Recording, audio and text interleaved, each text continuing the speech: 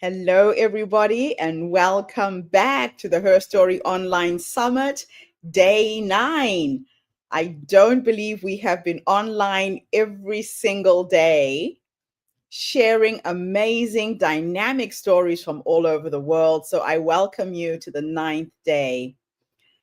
The HerStory Online Summit is a platform that brings you the extraordinary tales of everyday women who are changing the world. I'm your host, Gertrude Mache. I'm the founder and global curator of this amazing movement, and I'm honored to be joining you from Melbourne, Australia. To begin with, I would like to acknowledge the traditional custodians of the land on which we meet today. I'd like to pay my respect to their elders, past, present, and emerging, and extend that respect to all First Nations people who are joining us from around the world. Over the next 10 days, we will dive into the lives, challenges, and triumphs of remarkable women. These are stories of courage, resilience, creativity, and leadership. Stories that remind us that when women rise, communities and nations rise with them. This summit is more than just a series of talks. It's a global circle, a space for inspiration, connection, and transformation. Together, we will share knowledge, ignite conversations, and plant seeds of change. So I invite you to grab a cup of coffee, settle in, open your hearts, and allow yourself to be inspired by the incredible journeys that we will hear. This is her story because every woman's voice matters, and every story has got the power to change the world. So, our first speaker for the day is an incredible woman who's coming to us all the way from the United States. And what is fascinating is how we connect with these amazing women, how they find us, or sometimes we find them. Patricia, who calls herself Patty, and I will never forget because that's my sister's name, is a seasoned communication leader known for her impactful journey from journalism to forming her own PR firm in Miami. Patricia, it gives me great pleasure to introduce you to our tribe. The floor is yours, my sister. Thank you so much for being here and sharing your story with us today. Thank you so much for inviting me, Gertrude. It's an honor to be here with you today. So please share your story. You have 15 minutes to tell us who you are, where you're from, and what you do. Thank you so much. I started my journey. I was born and raised here in Miami, Florida, and I always wanted to be a communicator. I always wanted to connect with people and share stories, write other people's stories. So when I graduated from college from Barry University, I within 2 months I was hired at CNN as a secretary. And from there, from that position, I remember that my colleagues in school told me that I was crazy for taking the job as a secretary, that I already had my college degree, that why would I step into that position and not aspire to one that's higher. And I said, listen, I just need to get my foot in the door. And to this day, I still remember my salary was $18,500. Every 2 weeks, I would take home $536. And thank God I was living with my parents at the time, because with that amount of money that I was making, would not be able to afford a place to live, right?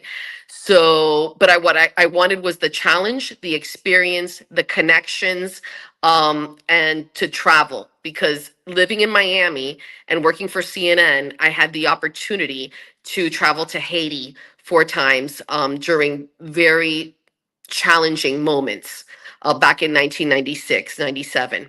I was able to start traveling to Cuba. The first time I went to Cuba was during the rafter crisis in August of 1994.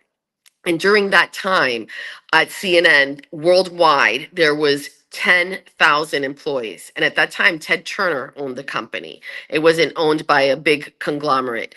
And I remember that they did a statistics showing us one day, all the employees, how we were percentage of whites, Hispanics, African Americans, and all different ethnicities that worked for the company. And I remember that when it said Hispanic, it was only 2%. So I felt, that I really had to give truth to my voice, my opinions, and work really, really hard to prove that Hispanics can do well in communication. So having speaking Spanish and English fluently, at that time CNN was trying to open up the Havana bureau, and it literally took 7 years to get that office opened, and it was my dream. And I started traveling with this one after the rafter crisis, and the leadership team at CNN in Atlanta saw how hard I worked, how I was able to build the relationships, get people to trust me. I started traveling with them, negotiating to try to open up that office. And I'll never forget, in December of 1996 was the hostage crisis in Peru. And I was in Peru when we got word, and when going back, excuse me, with the hostage crisis, that was when the terrorist group, Lightning, I don't forgot the exact words. I have it, Shining Path in Peru. Stormed into the Japanese ambassador's home and took several hundred hostages. And we went down. That actually lasted several months.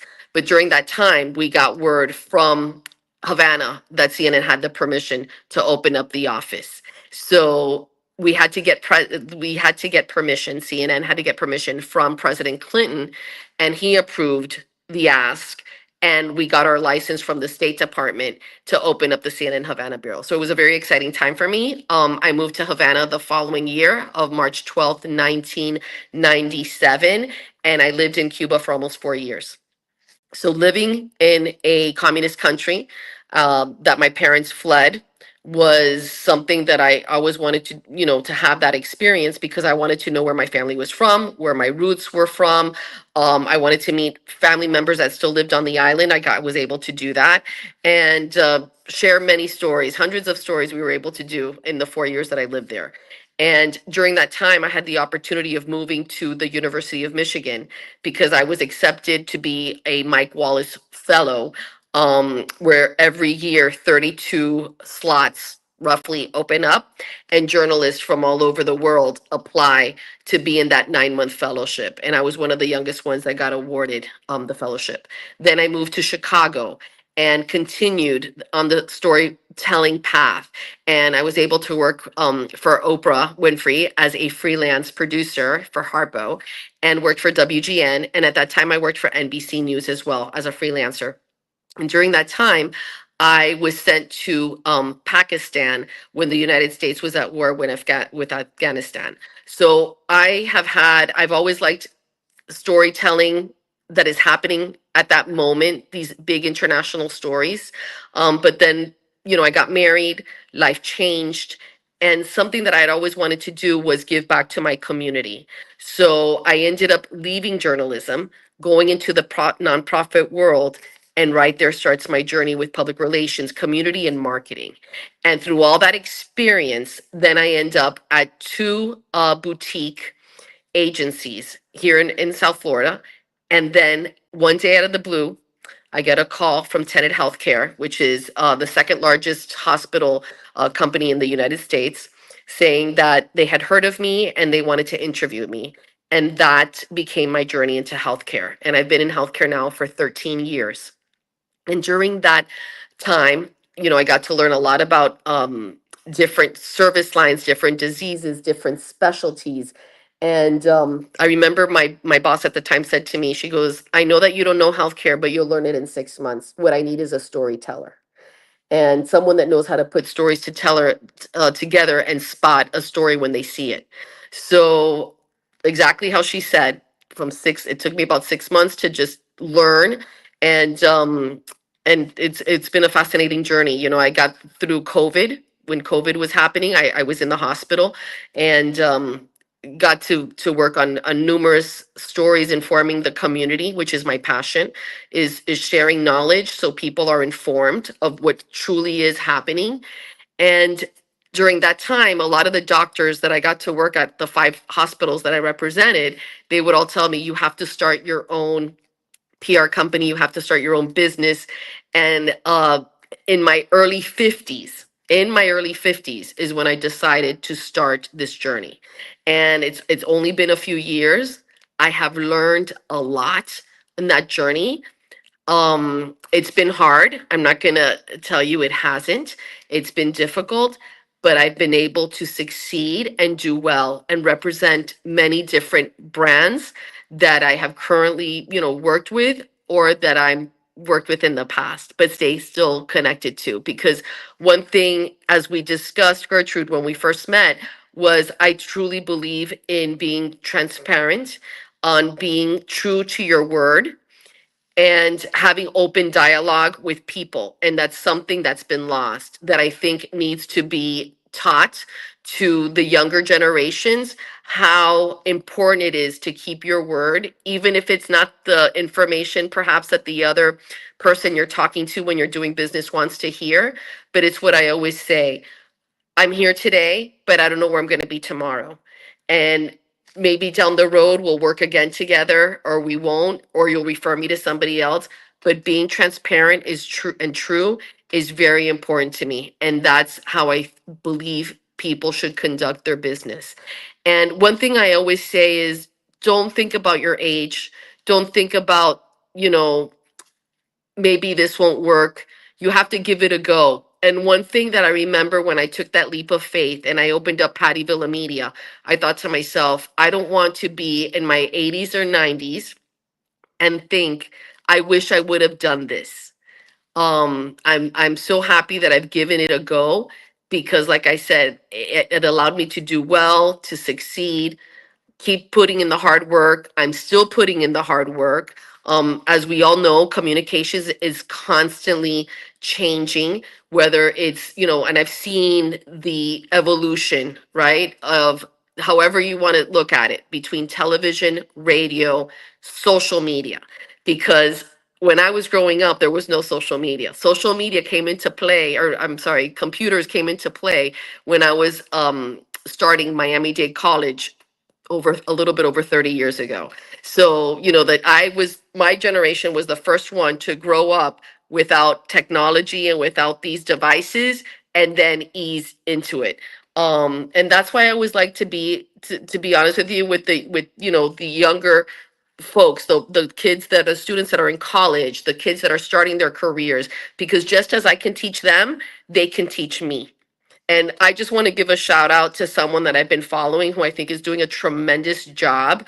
I don't know her, but I've written her on social media, and I'm sure that all your viewers are watching what's going on with this current administration. And Governor Gavin Newsom has been doing an incredible job on his social media, my personal opinion. And his director of social media is a young lady named Camila Zapata. And I'm proud to say she's Latina, and she is really giving us all the energy, at least the Democratic Party, the energy that we all needed with the messaging. It's been absolutely brilliant. And just like people in the United States talk about how Taylor Swift does storytelling and PR and things of that nature, and how great of a job she does with her career and her business. I really do think, and Taylor Swift has case studies. They teach classes at Harvard on how she's been able to evolve and be this world icon, and how she knows exactly how to put her messaging out for it to be successful.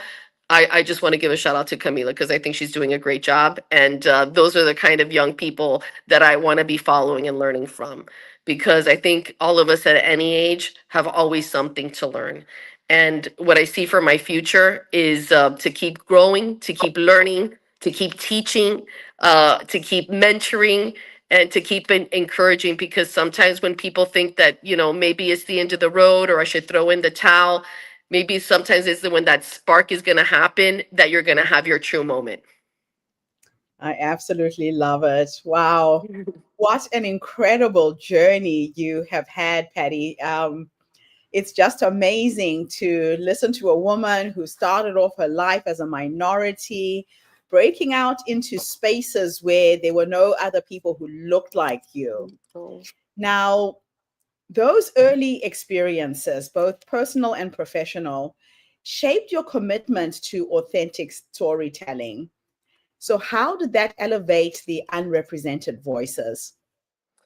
Wow. Well, I'm going to tell you a story. I remember going when I was in Cuba, and there was a lot going on in Europe at that time. It was like 1998.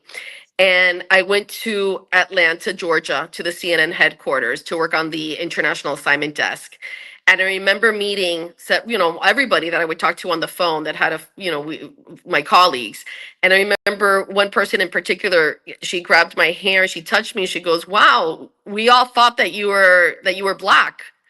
They thought I was a black Cuban, not a white Cuban." I go, "No, I'm white." And I remember, just being a trailblazer, trying to break through those barriers, for people that, I love the world, and I think you and I talked about that. I want to travel to every country in the world. I love culture.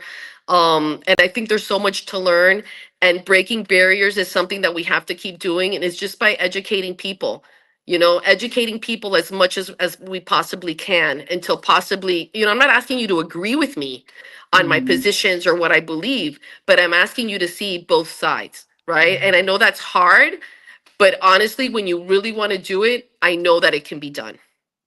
yeah, it is possible.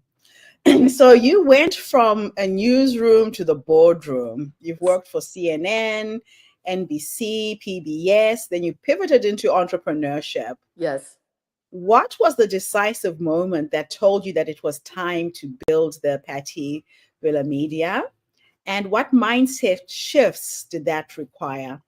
Well, one of when Tenet Healthcare was sold here in South Florida to a company, and I'll mention the company because it's in the news. Steward Healthcare, which has gone for bankruptcy. Um, and I decided that 3 months in, I'm like, you know what, this isn't the place for me. This is not Mm, the place for me. I won't be able to tell the truth, be authentic, do the stories I want to do. And I decided after 6 years it was time. So at that time, I had another company call me. And at that company, I've had free time. I had some free time, and I said, you know what, now's the perfect time to start my own company. And that's how I started. It just I did an event for actually that particular company I was working for, and I had a gentleman walk in, and he goes, "I love what you've created here. Do you think you can do this for me?" And I said, "Absolutely." And just little by little, I started getting the clients, and I was getting the clients, and I was working actually with a friend of mine who had her PR agency, a registered company, and I was bringing the business to her company because I was trying to manage it all. And I just the following year, I said, you know what, Patty Villa Media is going to start right now, and that's how it happened. that's amazing. It's almost like you just had to take that first step to start attracting the people that you wanted to work with. I That's absolutely correct. love that. Yes. Now, when you approach a story centered on culture and identity, what's your framework from research to narrative arc, and ensure it's truthful, dignified, and impactful? Gertrude, I do a lot of research, and I read all different types of publications. Hmm. I write down the questions that I want to ask. When I get Yeah, into sitting in front of that person that's going to tell me the story, um, I take it from beginning to end.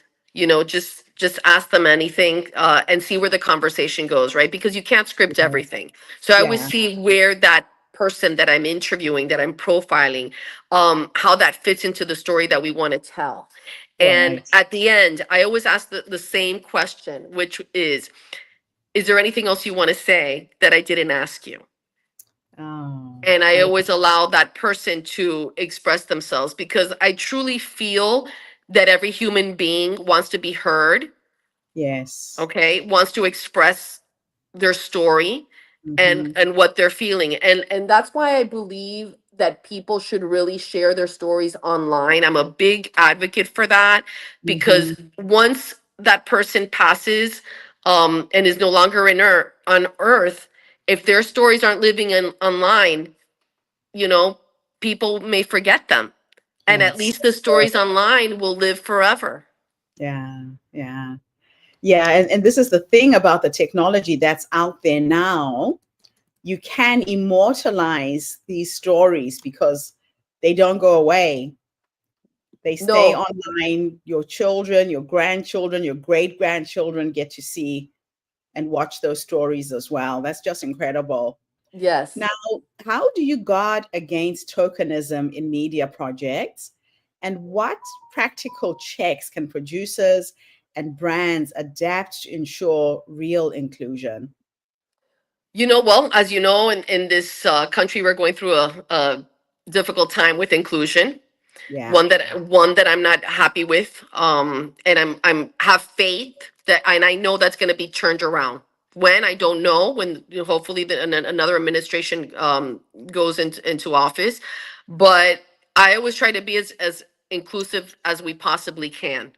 And right. during this time, it's very challenging. And I'm going to give you a perfect example. September 15th is the start of September of Hispanic Heritage Month. It goes from Yeah, September 15th to October 15th. This administration has said that they are not going to honor Black History Month, Hispanic History Month, and all the other ones that we celebrate. But we decided as a collective force, my friends and I, that we were going to be honoring nurses during the month because we think that it is important for them to be highlighted. We are going right. to be highlighting doctors, and because we believe that they should be highlighted. And my friend and I are actually have a long list of community leaders that we plan to honor, because it's important to be celebrated, Yeah, especially during those times. I And it's love it. hard. Yeah, And Gertrude, it's hard. I don't want anybody to think that this is easy, because it's not. And one thing I do really want everyone that listens to you to know, that I think we're all in the world living in a challenging time right now, and yeah. that we all just have to have faith and hang in there, because I truly believe it'll get better. Yeah, and I think if people keep on advocating, pushing that their voices get heard in whatever means possible, we're living in an age where anybody can broadcast a message now. Yes. The thing is to use the power of your voice to be heard and not sit back and expect somebody else to solve the problem. Be a part of the solution to the problem. Correct. Correct. So, for founders who don't have big budgets, who are three, don't have much money for their PR, what moves can be created to bring about some kind of credibility within the first 90 days? Okay. So social media is free. Start posting on all the platforms what you're doing, who you are, and what you have to offer. Mhm. Partner up with community members. Get out there and network. Meet people that you can collaborate with. I'm going to give you a perfect example. We just partnered with a local restaurant this past Monday, the current one of the hospitals that I represent, and we were able to honor 25 police officers and give them a certificate of appreciation. Right. Every police officer, 25 of them from the crime unit, got their certificate. It's not expensive. And you can do small things like that in the community to start getting your name out there. Make sure you're going to those networking lunches, the breakfast. I know that sometimes you're all over the place. We all are, but those things need to, if you looked at my LinkedIn profile, I try to do that every day, and then I come home, and that's why I tell you I know it's not easy, because I come home and I'm back on the computer again trying to make the magic happen. I like that collaboration with the restaurant because they are also getting media attention Yes. around gifting those awards to these policemen. So it's a win-win situation on both sides. It is. It is. And the next in the next month or so, we're going to be doing something similar but for the firefighters. Oh, I We're love going to be it. doing that. So, just saying, hey, calling, just be active and don't be afraid and call. Call. Um Reach out, remember that song, Reach Out and Touch Someone? Reach out. So that's an old song, but I mean, it's true. Pick up the phone and dial that number. And don't be afraid, Yes. because that's what I did. I called the restaurant. I said, hey, I have this idea. Do you think we could do it? And since the restaurant is also looking, for partnership, community support, he's like, yeah, let's do Yes. it. And believe it or not, yesterday I was at a chamber luncheon and I had a couple people come up to me and say, hey, was that a ribbon cutting you were doing, or what exactly was going on? Because you didn't invite me. And that's how you that's just Oh, an example of how to get the buzz started. yeah, yeah. Oh, I love it. Very, very simple strategies that don't Yes. cost you anything. Yes, absolutely. Incredible. So, what metrics actually matter when measuring brand storytelling beyond the vanity numbers, and how do you tie them to business outcomes? Well, I think you and I spoke about a doctor that I represent. His name is Dr. Pedro Martinez Clark, and he's an interventional cardiologist here in Miami. And we started out very slow, putting his strategy in line a couple years ago and Mhm, positioning him as a thought leader and doing the things that I just mentioned, putting out those press releases, very important. Posting on social, going to community events, and how we measured that was how, our increase in patient referral, relationships, exposure. And I'm going to give you this is going to be the perfect example for your viewers. About 6 months ago, I was here on Instagram, just looking around, seeing who's doing interviews, and I came mhm, across two other interventional cardiologists based in Texas, have a podcast called Life of Flow. So I pitched Dr. PMC. They interviewed him. And now Dr. PMC at this very moment is in Costa Rica giving a lecture, which he was invited to, okay, and sponsored because of that connection that I made on Instagram. oh, wow. So that's why I'm saying calling people, following up, sending emails, you know, just you have to get out there. Yeah, yeah. You just don't know where the opportunity is You going to never come unless know. you look. No, you never know where the opportunity is going to come. You never really know. And listen, sometimes I need inspiration, right? And that's Yes. why I'm glad that my Instagram came across Camila's Instagram, because I'm telling you, she's knocking it out of the I think I was reading an article about Yeah. who's behind, they called her the TikTok whisperer, the social media, her whole team, the social Hey, media whisperer. But what she's doing is brilliant, and I'm actually, like I said, learning from her, and what she's her strategy she's taking with the governor of California. that's amazing. So, in a reputational setback, what's your values first crisis communications playbook? And what should leaders say or not say in those first 24 hours? I'm going to give you an example, an example that comes to mind. When I started working at Tenet Healthcare Mm, many years ago, they never, when a crisis would occur, they would never want to put out a statement. They wouldn't even return the calls of the reporters. And right. when I started, I said to my director, listen, I can't work this way, because if I'm working with them on the good stories, I need to work with them on the bad stories too. Stories as well. Okay. Yeah. So my advice is, obviously, depending on how bad it is, always, and especially if it's a big corporation, you got to make sure that whatever statement you put out, and I would Yeah. give 2 to 3 or 4 examples for the statements, the CEO of the particular hospital would look at it, as well as the legal team, right? Because you don't want to be putting anything out there that you might not be able to back Right. up. Yeah. But I Yeah. always believe that silence is not the is that's not an option. You need to Yeah. be out in I Yes, always I'm a firm believer that you have to be out in front of the story, trying to get control of the story before the story takes control of you, because if not, it's going yeah. to be a nightmare. And you know what? The Wow. perfect example of what's happening right now here with a restaurant called Crackle Barrel. They changed their logo. Oh, Yes. yes. I've been listening to that. Yes. Really, it And actually got me onto it the other day. I was watching some comedy sketch. Yes. So, and they had a big backlash. And it's a restaurant that I've gone to, I personally like.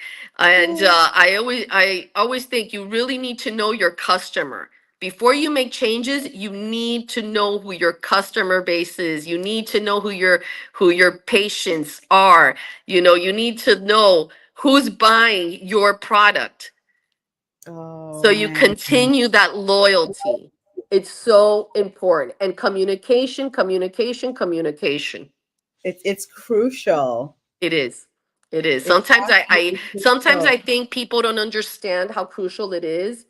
And I think for the younger generations, they really need to get in tune with conversation and communicating because they want to do everything on the phone.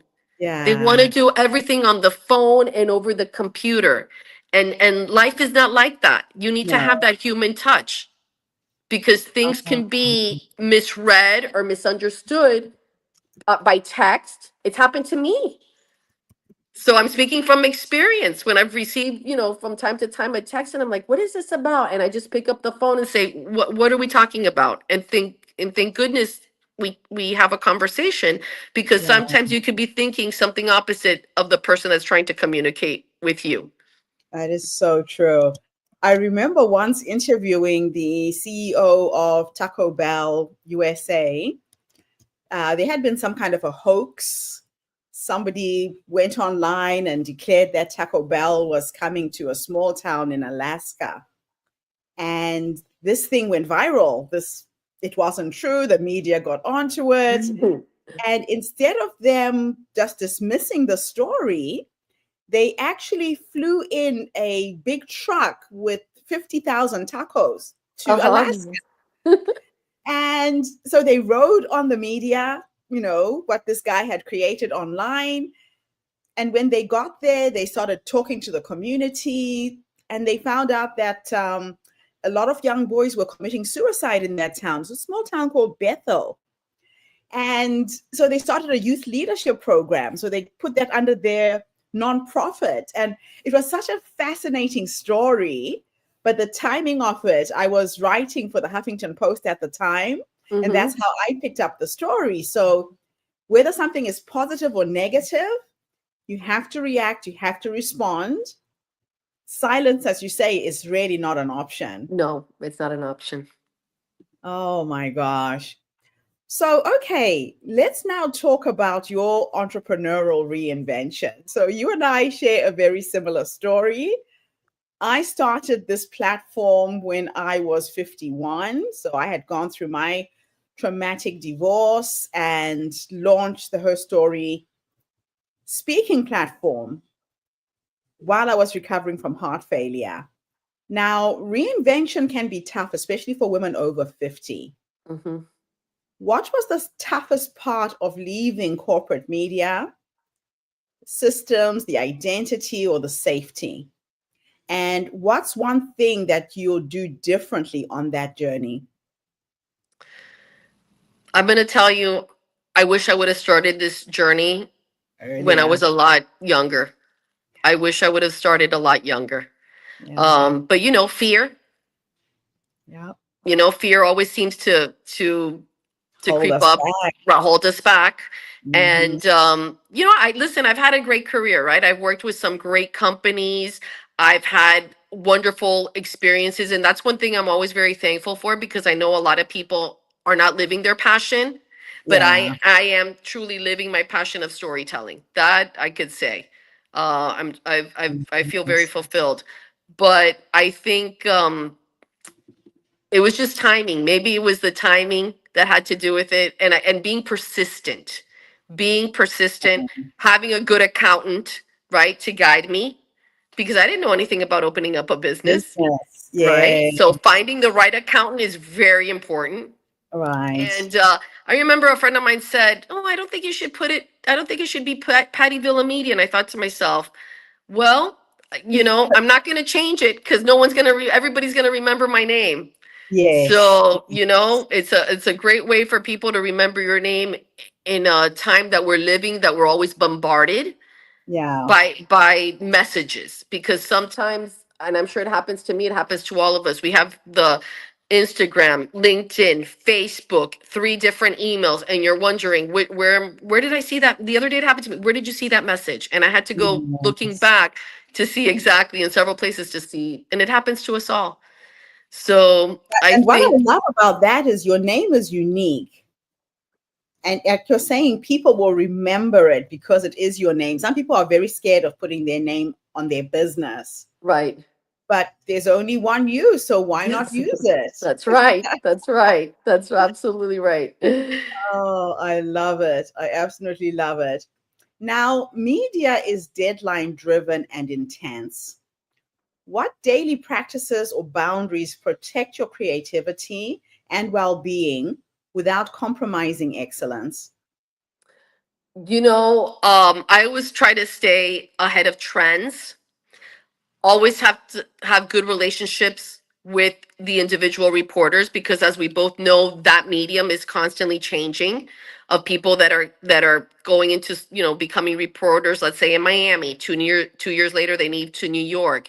You want to gain their trust on that first story, so then they keep calling you again, so you could become their source, their trusted source. um and I always try to balance that, because I do try to believe in balance, even though I know all of us are working a lot these days, right? Because things have become even more challenging. But I always try to go to the beach at least once a week, to just sit by the water, whether it's with a friend or by myself, to just try to, regroup my mind. And something that I've been doing lately is, for the last few months, is because of being always bombarded, I canceled my subscription to Sirius Radio, and I drive in the car without the radio on, because I feel that also when I'm Oh, driving in the car, since I drive a lot and Miami's a very big city and we have a lot of traffic, I'm alone the majority of the time in my car, driving from place to place, and it gives me time to think and to oh, I love strategize about what I'm exactly about, the day, my projects, what I need to get done. I always have a notebook and a pen next to me because I don't want to forget things. yeah, So I'm always right. I do everything the old fashioned way. I write yeah. things down, and people are going to laugh, because I know everybody's into technology. But one day we're not going to be able to find that phone number. And I have Ziploc bags full of business cards. I must have like 4,000 business cards, because when I get the business card, even though a lot of them have everything digital, and they'll say, oh, and I save it. But when you Yeah. have a paper track that you keep, you make a little note. This person was wearing this dress, or I met them here, Oh, or I used and to that's do and then that. and sometimes I need to go into those bags. I know it sounds a little crazy, but it's my madness, my method, and start Yeah. looking for the name that I need to look for. Contact. Yeah, and when Contacts. you approach them, it's very personal. Hey, we met Yes. on this day at this conference. I Yes. remember admiring your pink jacket or whatever Yes. that was. Yeah. That Yeah. is really smart. Yes. You're not going to Yes. remember everybody that you've met. No, no. Look, I remember last week or the week before, somebody said, "Oh, my card is digital." I said, "Okay," but when people like you and I and other women that are working, that have their businesses, that have their careers, and we have all these contacts, I don't even remember the person's name. When we Yeah, have thousands of contacts on our phone. I that's mean, true. so that's why I really am big into keeping that business card. Yeah, yeah. It still has a lot of value. Yes, yes. Oh my gosh.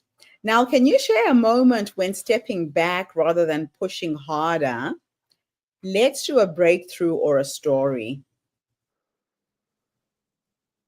Well, I remember that, I worked at a nonprofit for 6 years, and they were getting a new chairman, and I got laid off. And I was Right. laid off. I've been laid off twice. And it's because of one, the company downsized, and the other one, and closed the position, right? Because remember, communications and PR is always the first to Oh, be let go.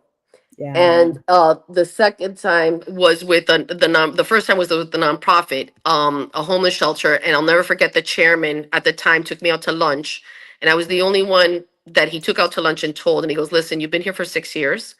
The Mm, organization is going to get a new chairman. They're going to want to bring in all her people. They're going to bring in her people, and right. I think you should start looking. You might be part of the first round or the second round." Well, I was part of the first, and I was able to, within a 2.5 month period, find my first PR job. Really, Right. or my second. I'm sorry, my second round in a small PR firm in Coral Gables, Okay. which, after working at a homeless shelter for 6 years, you want to sharpen up those skills again. Yeah. And then working there after 2 years, and it was like a and I had to make a monetary transition too, Gertrude, because Uh, I needed a job, and I had to take that job making $30,000 less. And I oh, think, I took a big hit financially, but you adjust, right? You adjust. Money comes and goes. Your career goes ups and downs sometimes. But yes. being in that job is when Tenet Healthcare called me 2 years and 8 months later, and I was able to get back where I was and start on a new path of storytelling in healthcare. After learning, working in real estate, healthcare, nonprofit, hotel, in the hotel industry, because I So represented the Conrad and crazy. the Mayfair here. So it came with a lot of that, even though, yes, I was making less money. I was in a smaller boutique PR firm the second time around, but Yeah. all of that time was preparing me to For that go big to representing opportunity. five big hospitals in Miami-Dade County, and not That's having an assistant, doing it all on incredible. my own. That's incredible. Now it looks like Melissa's not coming back. So if you're okay, I've got more questions for you. Okay. And keep going for a few more minutes while we wait for the next speaker. Now, Okay. how do you hire, brief, and develop talent so that purpose isn't just a slogan, but it shows up in the work? I think, I've always been a believer of mentoring because I was mentored. Okay. I was, a lot of people helped me when I started working in the CNN Miami bureau. I was the baby of the team. There was 18 of us. I was the new kid on the block. I was the youngest. I was Yeah. eager to learn. Everybody that I worked with had so much experience. I mean, I was working with Charles Jaco, who covered the Gulf War. I'm sure you remember that name. Yeah. But yeah, I worked with Charles Jaco. We're still in touch. We're still friends. Susan Candiotti, Mark Potter, John Zarella, who always covered the space shuttle. He's the one that gave me my first chance, my first opportunity in television. And Right. they all of them took me under their wing and really helped me and showed me and taught me many things about the business. Right. And that's why I like to give back. I like to teach, the younger generation. I believe in working with interns, having interns, collaborate with me. And I Yeah. believe in having the younger generation collaborate with me. And I don't know if some PR practitioners may agree with me or not, but I believe that those days of the big PR firms, that you would hear back in New York and California, Miami, I think that's going to be slowly coming to to an end, Yeah. because communication is changing and people can go find the information for themselves or find somebody. And that's why I am a firm believer of collaboration. Mhm. Collaboration. I'm in the process right now of starting another company, and it's going to be more with collaboration and solo practitioners. I like that. And there Yes. is power in numbers. Yes. There is power in numbers. So, walk us through a recent client transformation. What was the core story? How did you translate it into a communication strategy? And what changed for them? Oh boy, I would think, there's so many things that come to mind at the moment. Mhm. Um, I think I have to just share, going back to healthcare, Dr. Pedro Martinez Clark. I mean, I remember that when I started working and representing him, I Googled his name and nothing came up. And I remember when I met him, I said to him, "You're the best kept secret in Miami. You know, Right. you're doing all these wonderful things, but nobody knows who you are." And Yeah. that's how slowly we established, once again, the press releases, the online presence, Yeah. and getting him on television, on radio, and doing all of that. And I think all of those things are very important. I never take a client on that I know that is that the timing is not right. Yeah. There's actually a doctor right now that's has a new product that he on the market, and he's writing up a white paper with Yale University.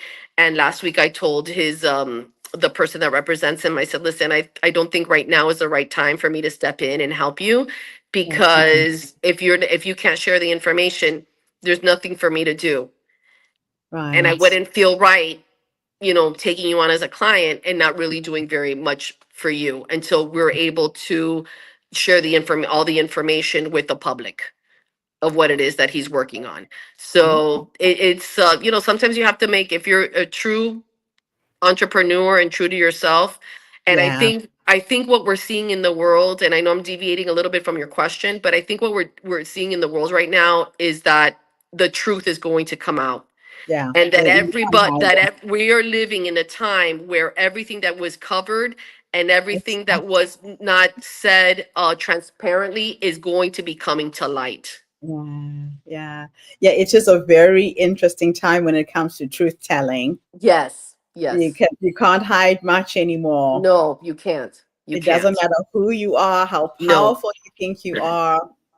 The truth will out, and Yes. yeah, we're living through very interesting times on that front. Yes. But Oh I my think goodness. and I think about, the hospitals I've represented and the different personalities. And I just think it has to be a combination of everything, Gertrude. It just Yeah. can't be one medium. It can't, because, right now when you think, yes, you have a target audience, right? But sometimes you want to deviate a little bit from that target audience because you want to try to reach the masses, Yeah. because there's so much competition now. There's so much competition.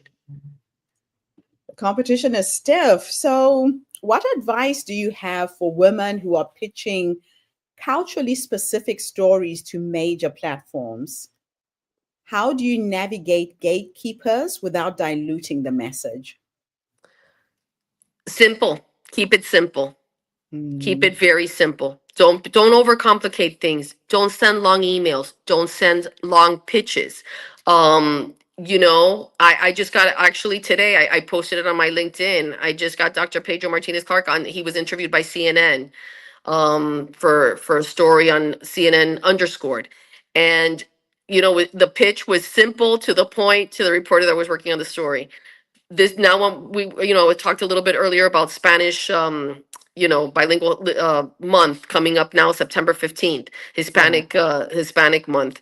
And we're working with a woman named Gabby, and she started a foundation called Nurses Bravas, the Brave Nurses. Okay. And what I said to her was, since we started working on it late, we didn't this isn't a perfect example of not having much money. We don't have much money. I said to her, Gabby, you and I met during 2021 during COVID, when you brought, cakes and sweets and everything to nurses. 3 years ago, she did this, honored three nurses at another hospital system. Now Wow. in September, we're going to be honoring the nurses at Larkin Hospital. And I said, it's too late to find a sponsor.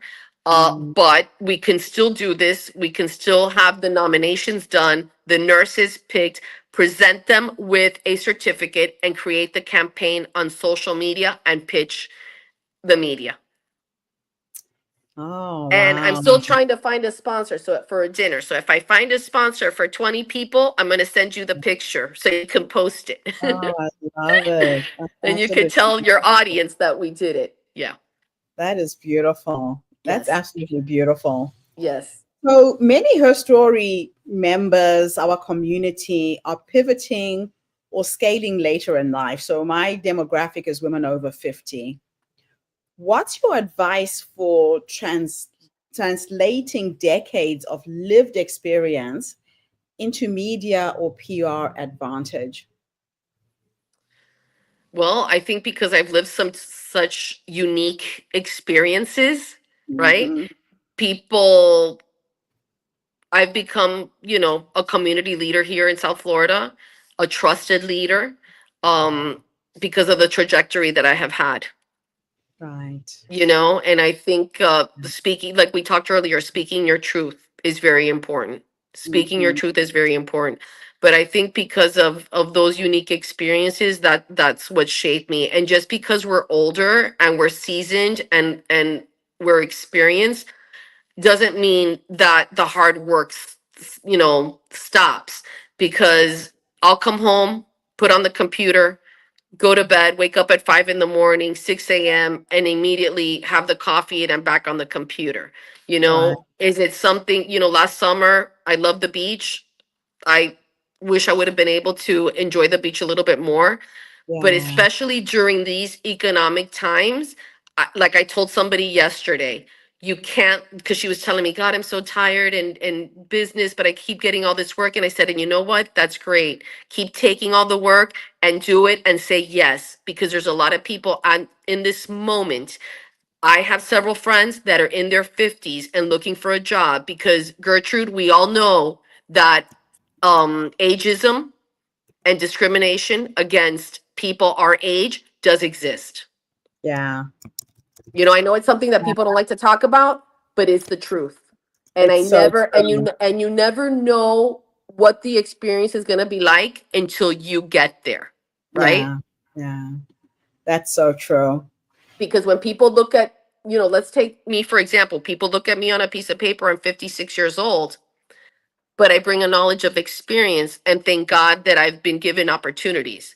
But I've had to work very hard to get those Mhm. opportunities. And sometimes, truthfully, it's frustrating, but you just have to keep going. You Yeah. just have to keep doing it. You cannot let up. I think that's really the message, that I know you always say, and that's the message that I want your audience to take away, you know? It could be right around the corner. Don't give up. Yeah. So, if people were to take one 60-second action this week to align their brand with purpose and well being, what would that be? And why will it move the needle? Write a press release about, write everything on paper that you want to accomplish. Make sure you're putting out those press releases on your own, and one other, to make sure that your story is living online. And another piece of advice, Google yourself and your business on ChatGPT, because sometimes ChatGPT can pick up things that are not true. And then you have to go back in there and say, please remove, that's not true, that's not me. So, as we're learning through this technology, I'm always putting my name on ChatGPT and I say, Patty Villa Media, tell me about her. And because I have been, profiled in magazines, sent out my own press releases, and done those things, it will talk about the things that I've done with the reference to to Ah, the article. And the other thing that unfortunately we're living in a society where if you don't take a picture, it didn't happen. Right. yes. And I don't like that. I don't like it. But that is the society that we're living in and that we have to adapt to. So, whatever it is you're doing, don't think you're showing off. You're not showing off. You're telling people and sharing what you're doing. So, if you're at the park, walking those dogs, playing with the kids, helping kids, volunteering, walking for a cause, whatever it is you're doing, make sure you're sharing so people know what you're doing. I've just done what you've said. This is incredible. Yes. Yes. This whole Wow. ChatGPT, I'm learning so much, learning a lot from it, trying to, I haven't taken a class, but just trying to teach myself. And I have a Yeah. good friend. I want to give her a shout out. Emmy, she's the vice president of marketing at Barry University. She's really had a passion for this ChatGPT. So every Saturday morning where we're at the chiropractor, I'm always asking her questions about it. So I've learned a lot of things from her too. Oh my And you know what? gosh. That one thing she said that was very interesting is she said when you're on ChatGPT, you know how it tries to lure you? You have to tell it, this, we're keeping this uh professional, not personal, because it's trying to lure you. And I don't know if you saw the story, but here in the United States, there was already, I read the story yesterday or the day before, there was already a young man, I think he was 24, 25, and he committed suicide. And his parents are actually suing Chat. It's the first lawsuit ever to Chat GPT, because Chat GPT told him how to do it. And unfortunately, he was seeking help, and Oh, it just really went the wrong way. And yeah, so I oh, think we're that's a sad living, it is story. very sad, Gertrude. It's very, very sad. But that's why I think parents, especially now, need to pay attention, because Yeah, this, everything that's happening with technology is all new. It's changing very quickly. And yes, especially if people our age, we really need to be on top of it. that is so true. Well, I have learned so much from you today. My last question is Is there anything I should have asked you and I didn't? um, if your parents are still alive, give them a big hug and a kiss.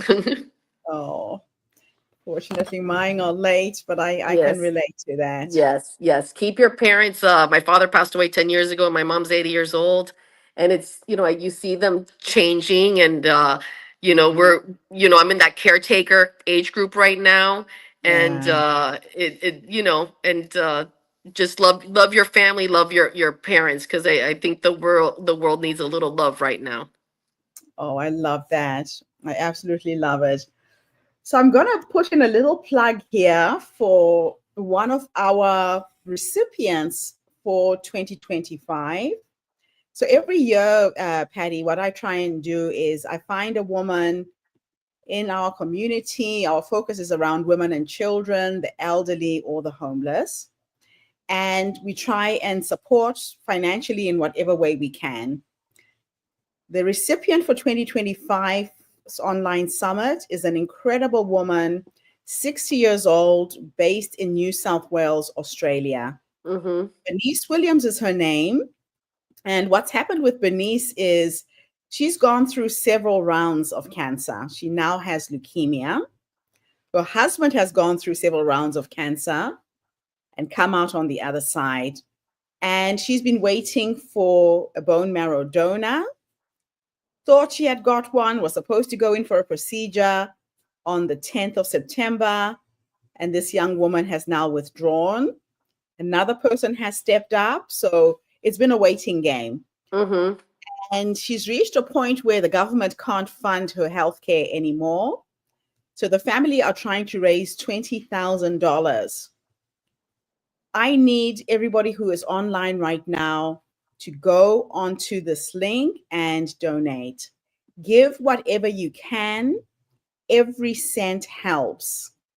So it is GoFundMe 8768 D7E8. I have it at the bottom of the screen. Mm-hmm. I think that if all of the women in the Her Story circle go in and give a little something, we can make a difference to help this family hit that target and prepare for her when she's having her bone marrow transplant. And if you can think of any ideas, Patty, that can help me scale and get this story out, I would really appreciate it. Okay, I will. I will. Let me give it some thought. Absolutely. Let's help her. She's the grandmother of two little kids. I think the youngest is 4, the oldest is 6, and they're in her care. Okay. They're both 60 years old and really struggling. So I'm just putting it out there to everyone. Please help us help this family get back on their feet. Okay. I really want to thank you. I feel blessed that despite our next speaker couldn't come back online, I had you for a whole hour. Yes. The knowledge, the information that you have is so pivotal for women in business. Anyone in business, really, you gave us some really valuable tips. So thank you so much for your knowledge and for your time. No, thank you for having me. It was truly an honor, Gertrude. I'm really happy that I met you. It is awesome. And let's keep in touch. And I'm going to Yes. take a small commercial break while I wait for my next speaker. But thank you so much. Thank you. Thank you. Bye for now, everybody. I'll be back with you soon.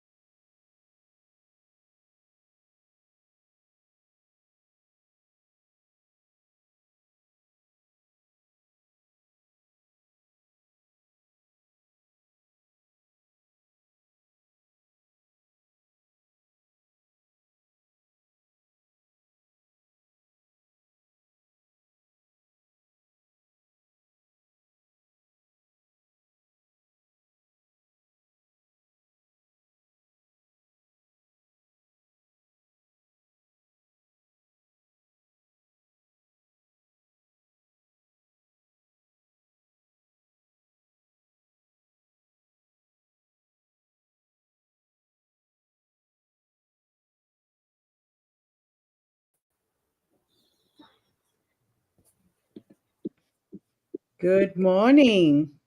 Hi, How are you? Thank you so much for coming online and joining us. that's my pleasure. We've had several speakers ill, so we're running ahead of time. So I really appreciate you jumping onto the call. I will do my introduction and I will give you your 15 minutes and then I'll come in with a Q&A. Okay, awesome. I can see Dr. Lisa has also just arrived. Dr. Lisa, welcome. Thank you. Welcome. I didn't know if you could hear me. I was trying Okay, now I can hear you. So we're going to start with you, Pollyann. I will do the intro and then bring you on, okay? Okay. So welcome back, everybody. We continue with our program for the day. We have had several speakers who have been ill, so we are running ahead of time. Fortunately, I was able to contact the speakers who are coming behind them. And we will start off with the amazing Pollyann Darling. She has a background as a CEO, a general manager, with a focus on purpose-driven organizations. What is wonderful about her is that she spent the past 15 years weaving together practical leadership, creative problem solving, and visionary change making. Her work is anchored in a deep commitment to planetary health, helping people and organizations align with thriving lives. She has also raised 4 sons, written several books, and spent decades coaching, and has learned how to listen deeply to people, to ideas, and to what wants to emerge through us. So welcome to our stage. I am going to give you the stage for the next 15 minutes. Thank you so much for being a part of the Her Story Circle movement. Thank you, Gertrude. So my name's Pollyanna. I live on the Sunshine Coast in Australia, and I want to share a little about the hidden wisdom of burnout. But before that, I need to share some of my story. So it's a bit of a wild story, and it's been a thing to choose what to focus on. But I'll start in Peru. So I went to Peru in 2015 with my then sister-in-law, and we'd gone on a sort of odyssey that it took me 21 years to actually get to. But within hours of arriving in Cusco, which is at 3,500 meters, I collapsed and I had high altitude cerebral edema, which is a bleed on the brain. And I had a near-death experience. It was actually the second near-death experience I've had in my life. And I was incredibly and magically supported in that experience. But part of that experience was that I was lying in an Airbnb, going in and out of consciousness. I couldn't speak properly. I couldn't move properly. I was in a bad way. And I heard this voice. I heard a voice in like a Morgan Freeman voice, and it said, "Go down." And I thought, am I going mad? But I heard it again, "Go down." So with the support of a lot of local people, I went down the mountain to a place in the Sacred Valley to stay with a quite wonderful human being who just welcomed me and my sister-in-law into his incredibly beautiful place. So I recovered from this bleed on the brain in a walled garden that was full of hummingbirds. And one day I was sitting there in the garden and I was looking out, and just above the wall was the Andes rising up. So there was the snow and these hummingbirds buzzing around my head like helicopters. And I'd been asking myself, why? Why is this happening? Why, when I've wanted to come here for so long, am I ill? Really very ill. And why did this happen? What was that voice I heard? And I had a rush of energy through my body looking at the Andes and realized that I'd been half-assing my life. This is the language I used then, was half-assing. I would never use that language now, because I now understand that the reason I had not taken so many opportunities was from complex PTSD from childhood. But back then, I realized I'd been half-assing, and I made this momentary decision to change my life. I also in that time made a promise to the Andes to see the earth thriving, to devote whatever was left of the rest of my life to a thriving planet. So I came home. It took 2 years to recover. It was a bit of a slow slog. And I shifted my whole perspective from coaching into working for the planet. And to cut a long story short, I ended up working for a global reforestation charity, which I was running during the pandemic, which was wildly stressful. And I had an experience of burnout after that, which was sort of shocking, but also caused me to change direction. And then in 2017, I injured my back really badly, and it was I guess an injury on top of other spinal injuries. And I was bedridden. I could not get out of bed for 6 months. I was in terrible pain. I couldn't lift my arms higher than elbow height. I thought I was never going to be able to do anything that I loved again. I had this very rambunctious dog and 4 wild boys. And I spent 6 months crocheting face washers and listening to podcasts. And my eldest son used to come in after school and lie on the bed and chat with me, and the others didn't. And my youngest son, who's now 15, told me recently that when he was little, he thought that mothers were just in bed. So I had to tell him that isn't really the case. Anyway, with the help of some really amazing healers, I managed to get out of bed and get back to living and working. And after my second marriage collapsed, which was soon after that, I randomly decided that I would take up paddleboarding. And I joined the local club, and they were very supportive and encouraging. And I was hopeless at the beginning, and I just kept at it because I loved it. I loved being on the water, on the river with the stingrays and the sea eagles, and being on the water without any motor. I absolutely loved it. And I started to race. At first I thought I'd never be able to race because I was in so much pain every time I paddled.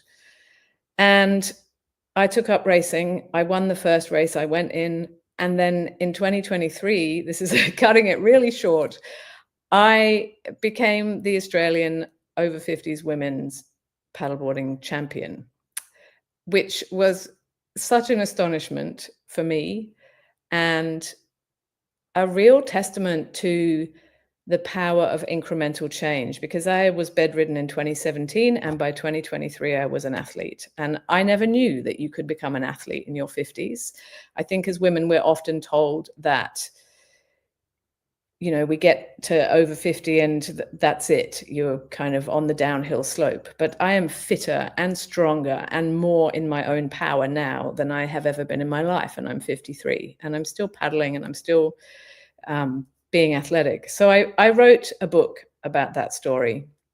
And when I first sat down to write the book, I wrote it just as a straightforward story of this is what I did. And I reviewed it, and it was batshit boring, excuse my language. It was really boring. So I thought I'll rewrite it. And what came through for me in the rewriting was the voice of my child self. She wanted to have a voice. And so I wrote that book, giving her several chapters to speak. And that was a revelatory process. It also meant that the book was a very vulnerable thing. And I promised myself that I would put it out there, but it was quite difficult because it was vulnerable. Anyway, fast forward from there, I was working in the environmental sector, doing a fairly big job with looking after an organization that was in transition. And I needed to travel backwards and forwards across the country. In the midst of that, I found out I had to move house. So I'm looking for a house going backwards and forwards across the whole of Australia, which is quite a long way for those of you who don't know. And I found a house, we moved into it. I went back across the other side of the country. That house had timber borer in it. It was being eaten by borers. And so we had to move again.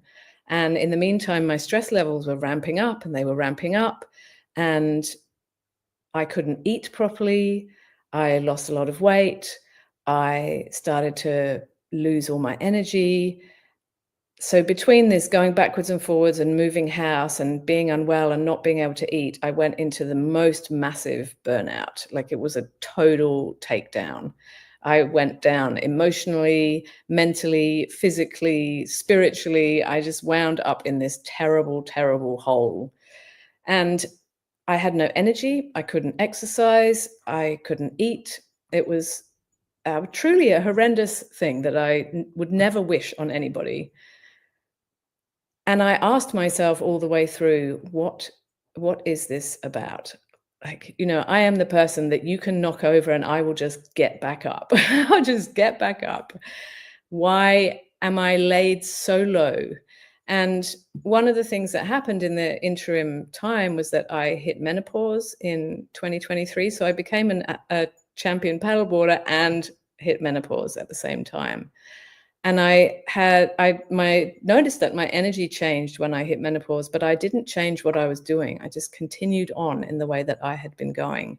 And I had little, I guess, promptings in the background from my intuition that I wasn't on the path that I wanted to be on, but I kept thinking, no, the way that I'm going to follow through on my commitment to the planet, this promise that I made to the Andes, is by, being a leader in this environment and helping nature to thrive and supporting with everything I can to do that. But something wasn't quite right, but I ignored it. And I'd been moving house. I think I've moved 10 times in 12 years. And I just assumed that it was the rental crisis or this housing problem or that housing problem. And I never really stopped to interrupt that pattern. And so everything kind of coalesced into one massive burnout event.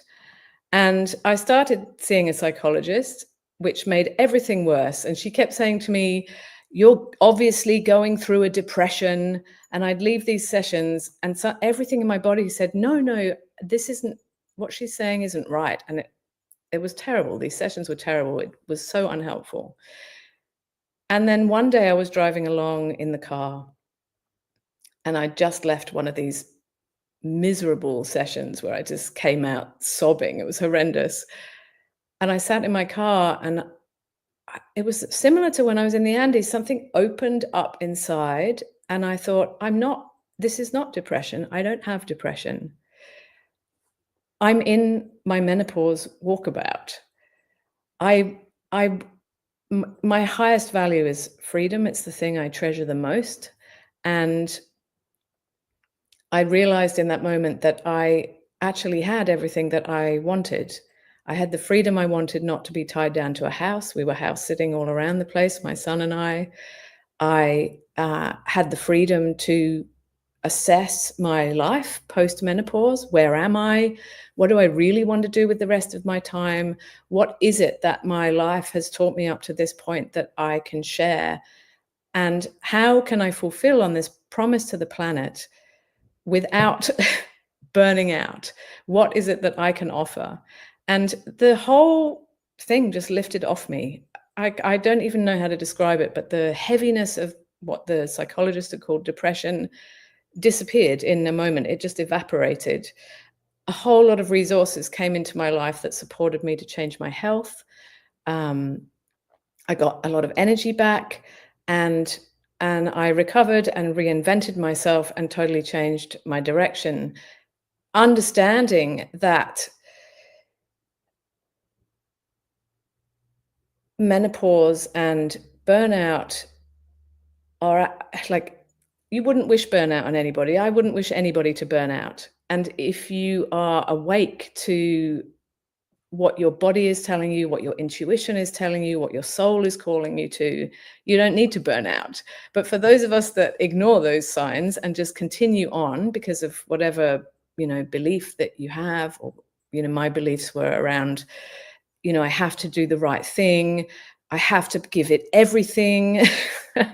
And I think this is quite common in the environmental sector, that because it's so urgent, the the condition of the planet and what we need to do as a species to come back into right relationship with it, it feels as though you have to pour your whole life force into trying to fix things, trying to rescue the planet. And I mean, I realized a few years ago that actually it doesn't serve the planet, because you cannot give from an empty place.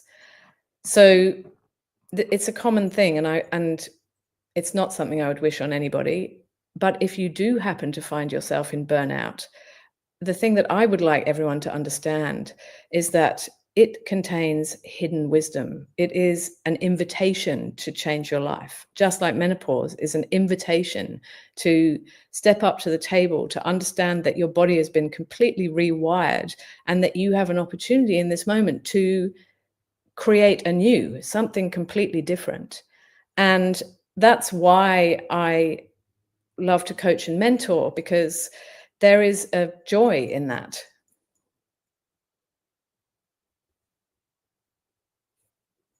Oh, I can't hear you, Gertrude.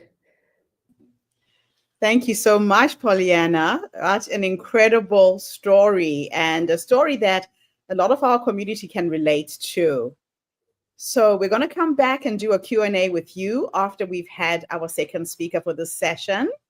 And I will bring you back on and we will unpack more of what you have to share with our community. And now I bring on our next guest. Welcome, welcome, welcome to our tribe, Lisa. It's an absolute pleasure having you here with us today. Thank you. And sharing your story. I'll just read your bio and then I will hand over to you and the stage will be yours. So Dr. Lisa Pion Berlin is a licensed hypnotherapist, a CEO of Parenting Anonymous for over 3 decades. She specializes in providing resources for parents and youth who are dealing with stress, mental health battles, and the daily struggles of everyday life. So she's going to start off by telling us her personal story, the work that she does, and hopefully we'll release her because I know she has another meeting very soon. The stage is yours. Thank you so much, Gertrude, for having me here and for all the people around the world joining. I am in awe of the previous speaker, Pollyanna Darling, in terms of her story. I was raised in a privileged family, except my parents fled the Nazis when they were teenagers. Most of my family was murdered by the Nazis. So I grew up in this Jewish East Coast environment where education was the most important thing, and family and preserving your values and traditions were very important. But there was always an issue of, if you saw an injustice, you need to speak up and be heard. There was nothing, whether it was the Vietnam War, the women's movement, the abortion rights, that I didn't get involved in, even as a teenager, and say to my parents, well, I'm leaving school and I'm protesting that bombing of Cambodia, and I'm going to be demonstrating for women's rights, because we need to be treated not as animals, but as real humans with rights. So I have always been in I was brought up white and privileged in the East Coast, but my parents left everything behind and sacrificed many things to build a life in America for us, and to not keep our eyes closed. So when I went to college, I knew I wanted to help other people. I volunteered in a sexual abuse prevention program, was working with teens, knew I wanted to go into clinical practice. And even though I didn't experience these things, I didn't experience adverse childhood experiences in my childhood. I had very loving parents. I could go to any college I wanted to. I could explore other countries and other cultures because there were no economic restrictions to what I wanted to do or learn. There was always this value: how are you contributing? It's not about just you benefiting. What are you giving back to the community you're here to serve? And even before I became a parent, which was 38 years ago with our first child, Jeremy, I realized that parents, the future depends on parents. They're the backbone. If adults don't choose to be parents, we don't have a next generation. And how are we supporting parents? not judging, not blaming, not shaming, not isolating people, not saying we're the experts, what's the matter with you? And I saw that all over the place, whether it's mental health, the educational system, the healthcare system.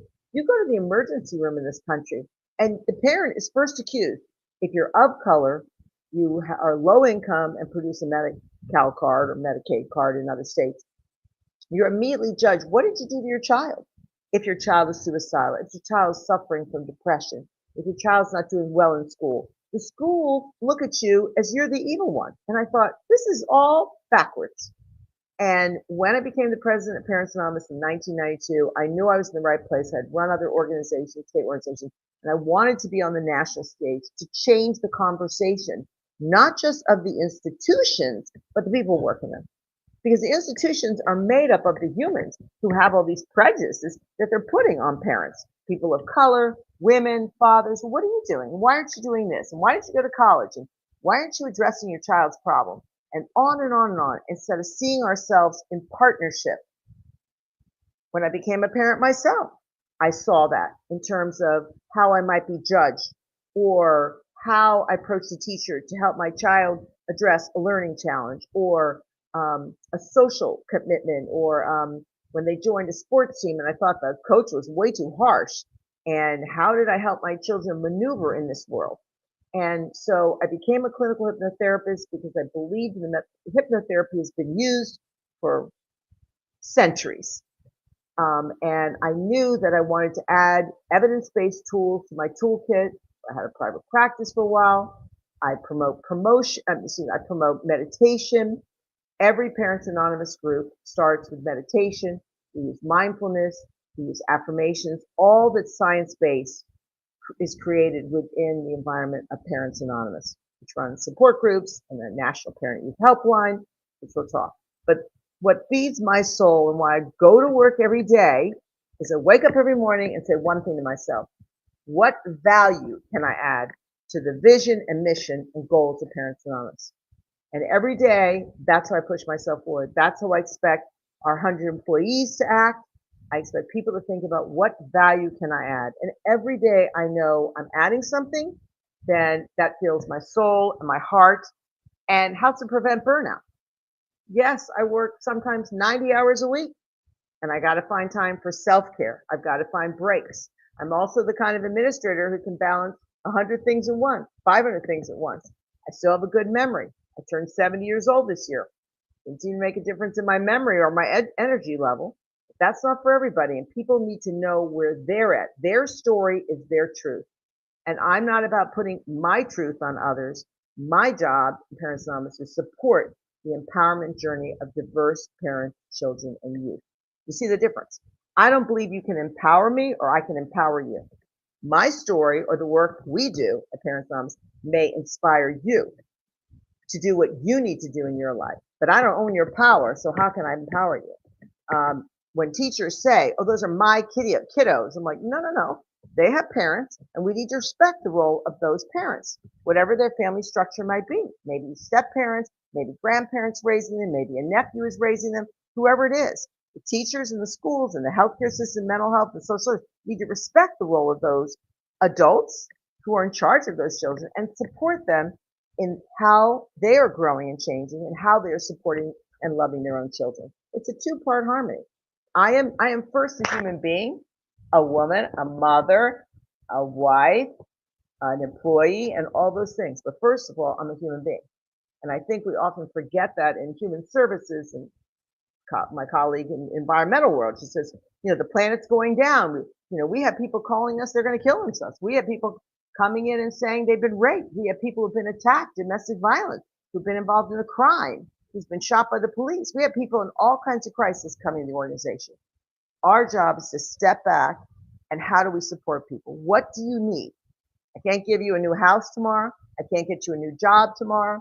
But what can I do to help you in your emotional journey so that you can make the choices you need for your family? And that's what my goal is always to shape the field. Whether graduate students come to Parents Anonymous and say, leave that stuff outside the door. You think you're advising people, telling people, you think you know everything? No. You have to learn how to support people in a loving, considerate, and respectful way. We talk about being culture responsive, whether it's your religion, your race, your gender identification, where you live in this world, how you believe your family values are, what you believe is important. All that makes up you. My role is to support you, not to judge you, not to put you in a box, and not to tell you what to do. So I think all those things are very challenging because people come out of graduate school today and they want to save the world.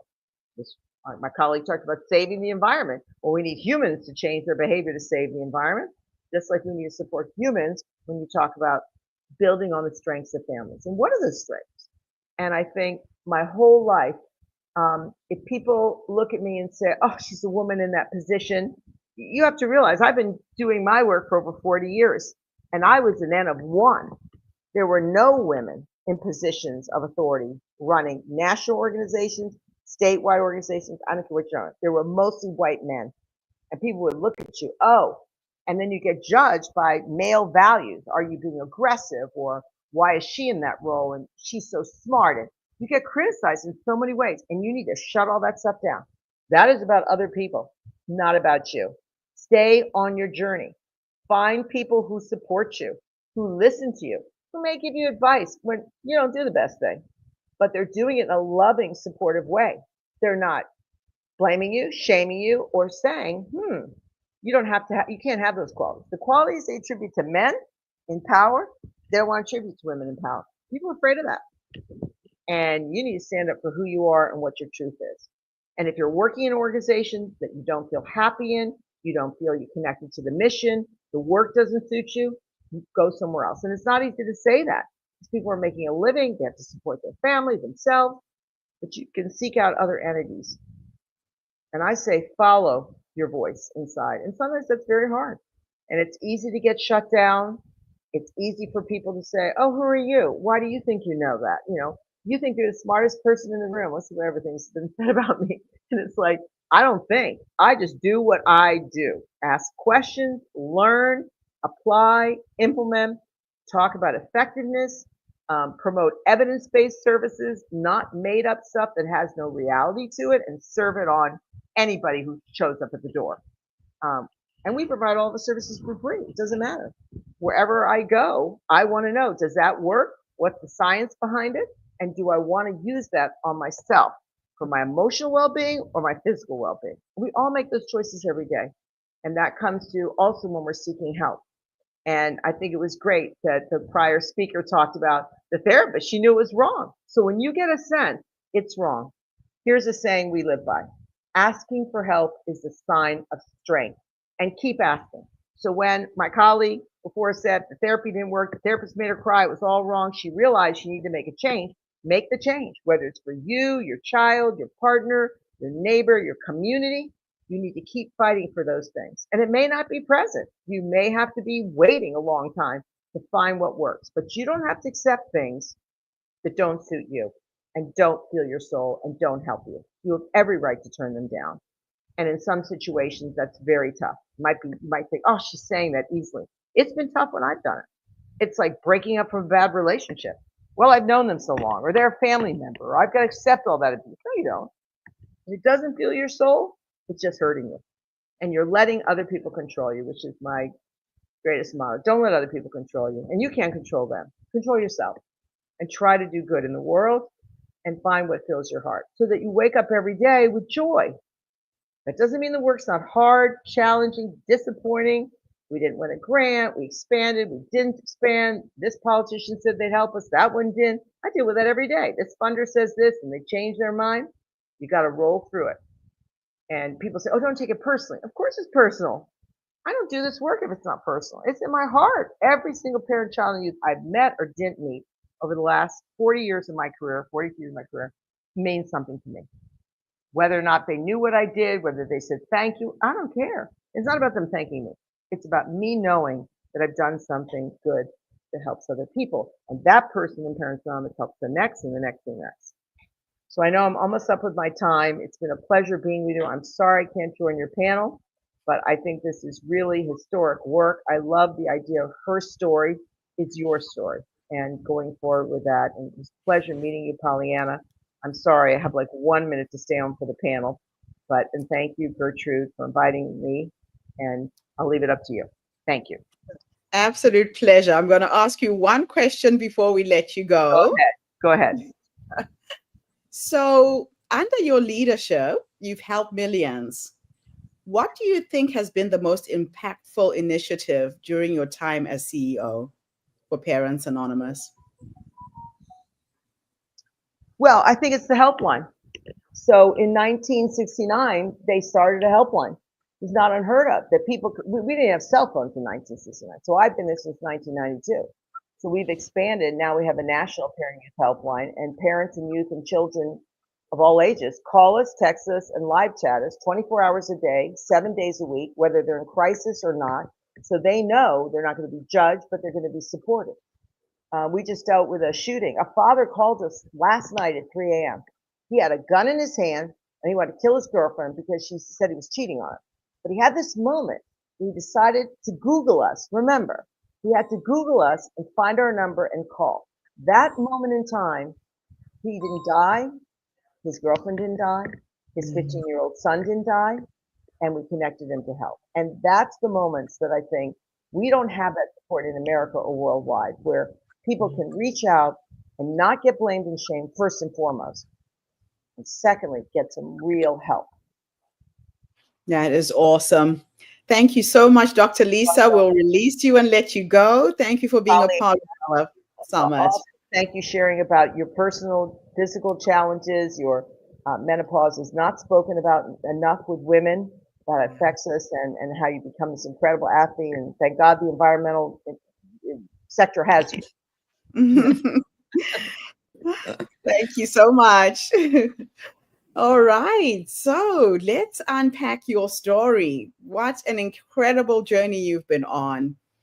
Now, many founders hit the edge behind vision and burnout. What are the early signs, warning signs that you should watch out for? And what regenerative practices actually move the needle? I think the signs are probably different for everyone because everybody has a different body and a different history and a different set of beliefs that they're living from, and different circumstances, obviously. There's a woman called Jane Hardwick Collins. She's pretty amazing. She runs something called the School of Shamanic Womancraft. And her belief is that burnout and menopause, the burnout is menopause. That's actually what it is. If you're at the right age, obviously. If you're a younger woman, that's not the case. So I think there's a way in which not attending to the physical changes of menopause can very rapidly lead to burnout that many people are unaware of. Like I said, my energy dropped a lot after menopause, and I continued to go at life the way I always have. And it wasn't possible to continue that way. There are some signs that I think people could be aware of: dropping energy levels, getting sick often, losing interest in work or social life, or going out to do different things, changes in your digestion, elevated levels of stress. So one of the ways that stress shows up in my body is as issues with my skin, problems with digestion. I developed all these crazy allergies to foods that I'd never had before. So I had to keep cutting stuff out. So there are some common things, but then I think this is why it matters for women in particular, because a lot of the medical studies on everything you can think of have mainly been focused on men and men's issues. There's a lack of understanding about the female body, especially approaching menopause, during menopause, post-menopause.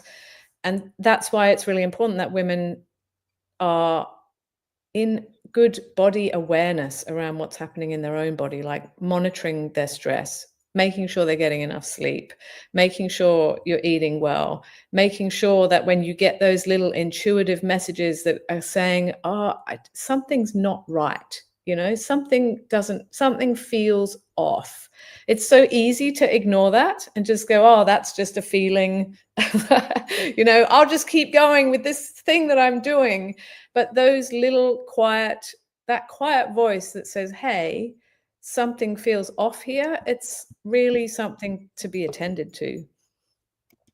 Oh man, you have had to change so many things to come back into alignment by the sound of it. Yeah, I have. Now, in all of this, you have raised 4 boys while writing books and leading teams. What boundaries or rhythms made that sustainable? And what did you do? What did you need to let go of? Well, the first thing that springs to mind is when I was writing my first book and I was pregnant with my 4th child. And I had 3 boys. They were 9, 7, and 5, I think, at the time. So I lived in a madhouse. Some of the things I had to let go of were having a clean, tidy house. I was coaching at the time. I was writing the book. And I cultivated a relationship with my reality where I tried to respond in the moment. And so I didn't schedule time to write because that was frustrating, because I'd go, oh, well, I want to write, I'm going to write when the boys are in bed. And then someone would be unwell or someone wouldn't go to sleep and they'd be calling out, Ma, I want water, or, all that stuff that goes on. So I started to cultivate, well, I'm just going to assume that if I desire to write a book, that the time will appear, and when it appears, I will take it. And these chunks of time would show up where for someone, someone would take my children and they'd go play somewhere else and the baby would be asleep and I'd be like, oh, time. And I'd take it. So that's partly how I've written. As far as children and running organizations goes, I think that's a really hard thing. And I've thought a lot over the years about, my mother burned her bra and ran groups of, fat is a feminist issue. Like, she was right in there as a major feminist. She always said, you can have it all, you can have it all. But I find the truth of running an organization and having children is that it is riddled with inner conflict, because it's such a juggle between competing demands. And I actually decided, one of the points at which I decided to change from running the global charity was because I told my 16-year-old son to get off his phone, and he said, why should I? You're always in meetings. And because I was in meetings with the United States, I was in meetings with Europe, and so I was in meetings from 5 a.m. and then working all day and in meetings at 7. And my children are more important to me than anything. And it was always my desire to raise good men. And you don't raise good men by ignoring them. So I think the reality is, as much as I would like to say that there's some neat solution to this formula, I don't think there is. And I made my children the priority because they're the next generation. So part of my reasoning for working for the planet is I want to give them a world that's thriving. I want them to be able to see elephants and zebras. I want them to, paddle on rivers full of fish. I want them to have clean air and clean water. But there's a balance there of attending to now and attending to the future. And I don't know what that is. I think it's something that women have to wrestle with. Now, you help leaders at the threshold of emergence. What are the telltale signs that someone is at a real threshold versus, passing dip into motivation? So emergence for me is what wants to come through us. Excuse me. What I notice in the world is that there's there's a lot of formulas. People Yeah. say, you have to do this thing this way, and you have to follow these steps, and here are my top tips for this, that, and the other thing. And those formulas are all based on things that worked in the past. So Yes. life is an evolution. Everything's evolving all of the time. Everything's in change all of the time. And so the things that worked previously don't necessarily work now. And Right. that's especially true of technology and the way that we're having to learn very rapidly the complexities of the planet and what interacts with what. And so I think there's a lot, especially women leaders actually, who have something they want to bring forwards, and it's coming through them, but it doesn't match you need to do it this way, here are your steps. And so there's a way in which women can be unconfident about that and look around at what people are saying that is how you should do it, and decide that they need to sort of suppress their own knowing in order to do things in this particular way. So what I love to do is work with those people to enable that knowing to come right to the forefront, so that they can feel confident to follow what's coming through them, because there's wisdom in that. There's real wisdom in that. And we everything around us is changing all the time. Why are we using old ways of doing things? Yeah. You have to move on and move with the times. Now, planetary health can feel abstract to executives. Which concrete decisions, procurement, pricing, product policy must quickly shift an organization towards regeneration? Well, I think the thing that has to shift first is the board, because at the top. Somebody told me a few years ago this phrase, a fish rots from the head down. Oh. So if the board are not on board with working for planetary health, then it won't happen within an organization. It has to come from leadership. It has to, and there's a way in which people who work within organizations can bring that forward. And like employees can come together and say, actually, we really care about this. And we're increasingly seeing that among millennials, that they won't actually go and work with organizations who have good environmental credentials. But I think people on boards need to understand that it's their grandchildren who will be impacted by their decisions, and their grandchildren's children. And it's the next generation. Yes, and that what we choose to do now and pass on to them it's critical what we do now. And the other piece that I find really interesting is that it's not going to be possible for businesses that do not attend to environmental health to continue to function, because the very resources that they need to run their business will not be available. So it's actually, it's critical that people understand this. It is very abstract. Like why we focused on carbon, I will never know, because back in the 70s, there was a split where there was a focus on, a lot of the planetary changes that were happening were due to carbon in the atmosphere, but 60% of it was due to land use change. Right. And we ran down this carbon path, which is so abstract for people. How do they understand something you can't see? Whereas land use change you can see, but it was much too politically difficult to tackle, so it didn't get tackled.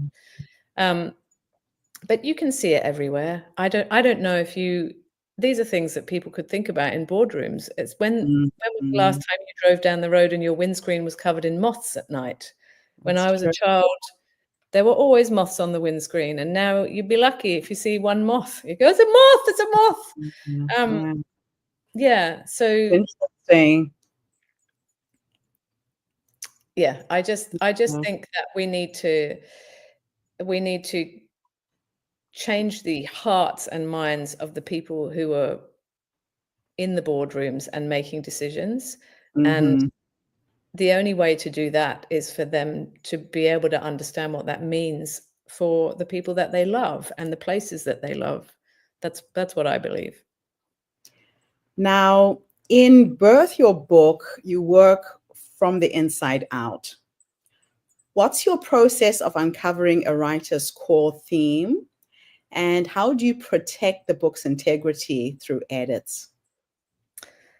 So what I'm interested in doing when I work with people in Birth Your Book is getting to what it is that is really motivating them to write. So if Mm-hmm. you're writing a book because you want to make money, that's So, not necessarily going to, it's not really going to lead to a very compelling story. And, you can churn some sloppy generic rubbish out with AI if you want, but it's actually much more engaging for human beings, at least, to really feel the depth of the story, and that could be a person's personal story, or it could be a novel that they're writing. So I want to get deep in with that person, have them meet their story, whatever it is, as though it was another entity, and see it with fresh eyes, and let the elements of the story that are really alive come forward. mm-hmm. And then have them understand who they're writing for, because a lot of the time people think, I'm writing for everyone. You're not writing for everyone. You're probably, probably if you look into it, you might actually find that you're writing for any range of things, from your own child self, or you're writing to your own children, or you're writing for some group of friends that you had a particular time, or whatever it is, or a particular set of people who really might benefit from your message. So what this process does is it brings the story to life, and that's, for me, that really matters, because you run a HerStory. You're running a HerStory Summit. We know that human beings love stories, and that we learn best through stories, and that we can understand things that we could never understand in the abstract through the telling of a story. So, yeah, it's about bringing the story to life in such a way that you can almost feel its heart beating. Yeah, that is so true. I love it. I'm going to end our interview with two last questions that I always love to ask my guests. In the first one, I'm going to teleport you back. Ooh. The younger you, the young woman who went through so many things, the burnout to get to where you are now. If you could go back and give her 3 nuggets of wisdom based on what life has taught you up until this point, what would those 3 nuggets of wisdom be? Well, I know the first 2 straight away. The first one is trust your life, because it has inherent wisdom. The second one is you are supported. I have been so supported by external forces, by internal forces, by things that just came my way. And some people would call that luck, but I don't think there's any such thing. You are supported. And the third one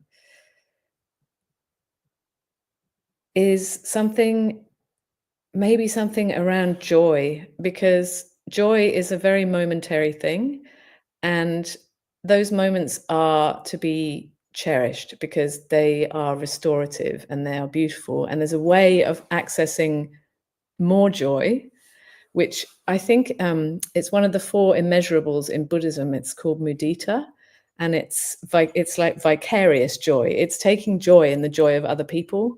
And my favorite kind of that is to go to the dog beach, and the dogs are all so happy. They're so full of joy that they're at the dog beach, and you can actually take joy in their joy. And this kind of massively amplifies the amount of joy that it's possible to have. Oh, I love it. I absolutely love it. Last question is futuristic. I'm going to teleport you into the future to go and meet the 90-year-old you. She's surrounded by her children, her grandchildren, her great-grandchildren, whoever is with you at the end.